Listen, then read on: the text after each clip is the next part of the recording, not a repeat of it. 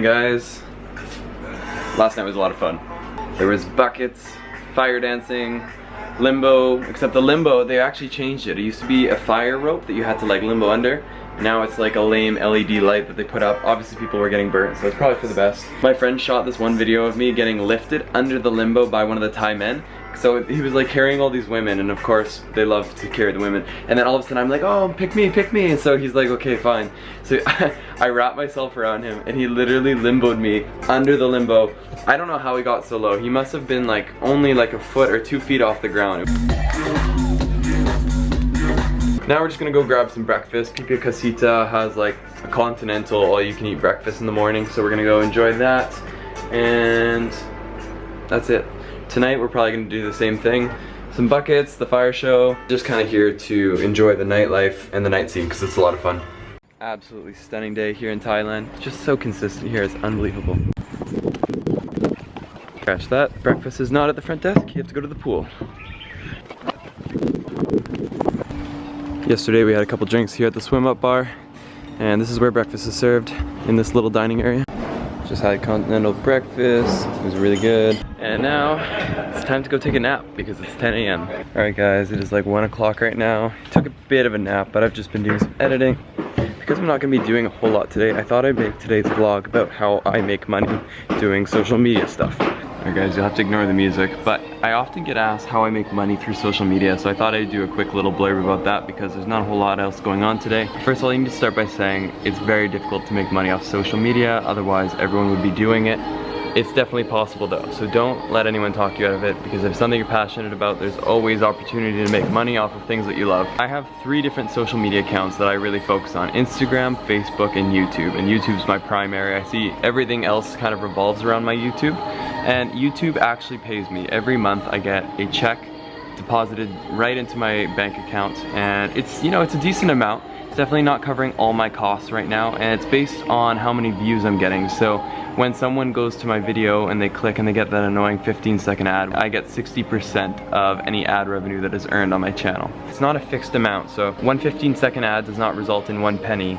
It's more like it depends on the season. So leading up to December, there was a huge demand for ad space because everyone's trying to sell things, and so the value of ad space went up. I got more money per click than I did in, let's say, January and February. I get my ad revenue, and that is paid on a monthly basis. So that took a long time to develop something that was meaningful, but I remember the first time I had $100 deposited into my bank account, and that was a really cool moment. So, you know, it doesn't have to be big at first. It definitely starts to add up though, and it's great.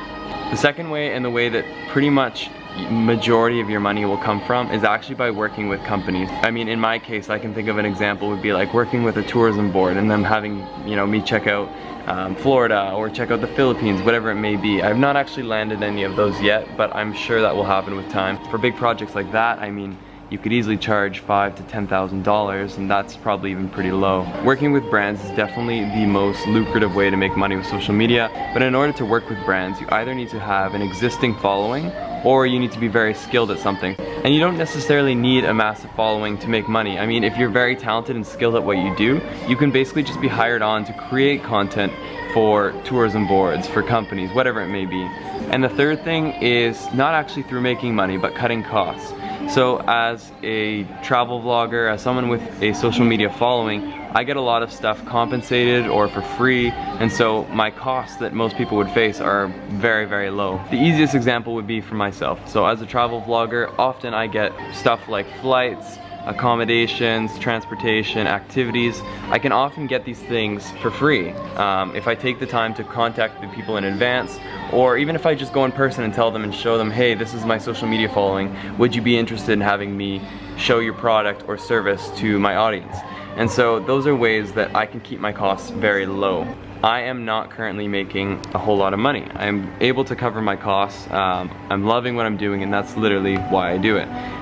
There's a lot of money that can be made if you are successful in creating a strong brand, in getting a large following. It does result in more money, of course. On Instagram, for example, I actually get paid for a photo. So let's say I post a sponsored photo, then you get X amount of dollars just for having that photo. Another thing that's become new is actually takeovers. So you can do Instagram takeovers, takeovers, Snapchat takeovers, and essentially what a takeover is just an influencer acting on behalf of someone else. So if I'm posting on behalf of Ford, and I'm posting, you know, pictures of my road trip with Ford, well, Ford's gonna be paying me to basically promote on their social media account, create cool and engaging content. What's cool about takeovers is not only do you get paid for it, but you also get to mutually share networks. If I'm posting on Ford's account, I'm obviously gonna tag myself in the photo, and so now I get some of Ford's audience who are checking out my stuff and possibly following me. And so it's a really cool way and a new thing that's been happening quite a bit. And through Facebook, it's more or less the same. You can get paid for a sponsored post, a sponsored video, whatever it may be.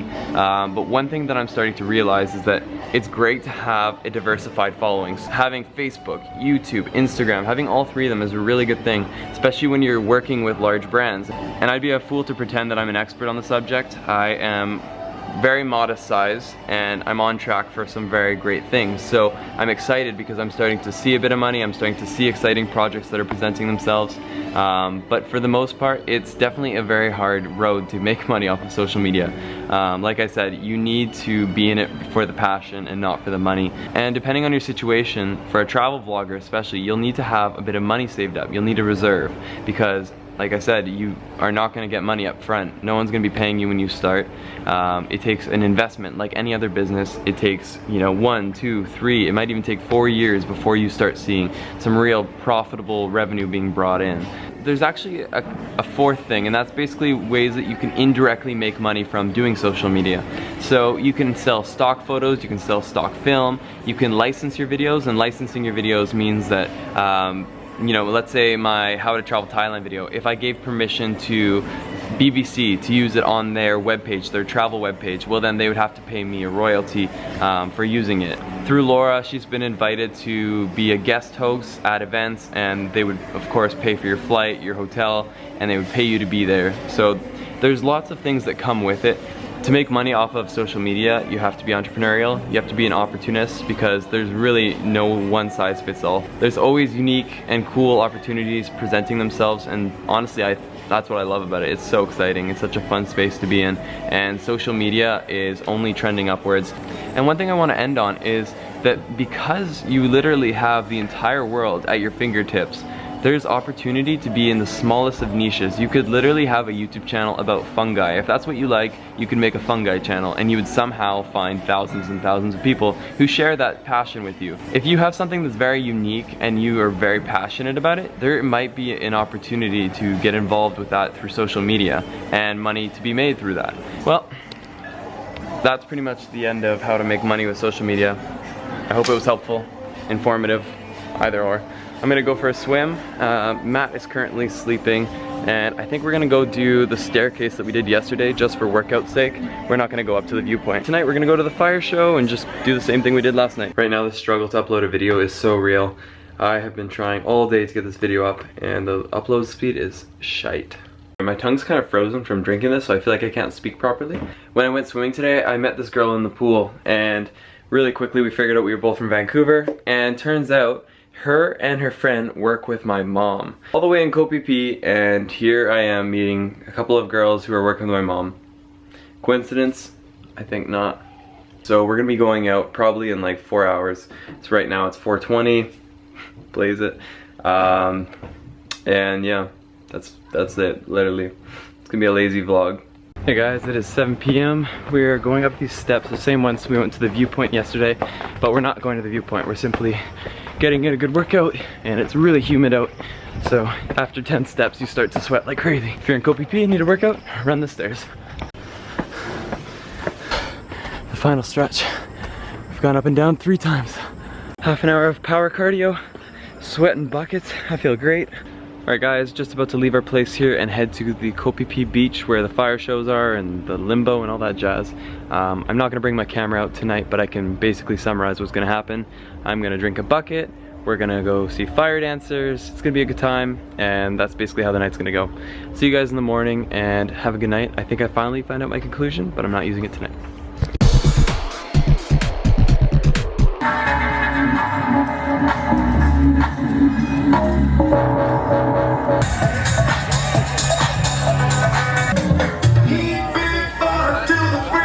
Shotgun on the rooster, and then the crow. I put everybody sleeping.